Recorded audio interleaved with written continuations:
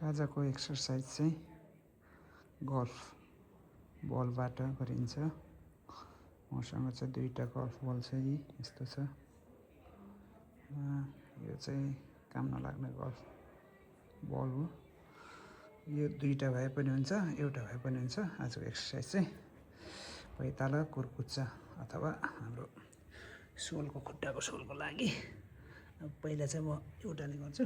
एउटाले कसरी गर्ने भन्दा फर्स्टमा चाहिँ यसमाथि खुट्टा चढाउने अनि रोल गर्ने, खुट्टालाई वेट लाएर जहाँ जहाँ आफूलाई हुन्छ बाहिर सरर यसरी गर्नु सकियो।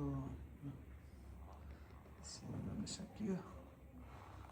यो तरिकाले गरेपछि चाहिँ खुट्टा चाहिँ आनन्द हुन्छ, ब्लड फ्लो पनि राम्रो हुन्छ, रिल्याक्स। अथवा 2टा एकैचोटि राखेर पनि गर्न सकियो। योबाट चाहिँ टेक्ने अनि इक्वल्ली बलमाथि चाहिँ आफ्नो खुट्टाको ज्यानको वेट राख्ने र रोल गर्ने।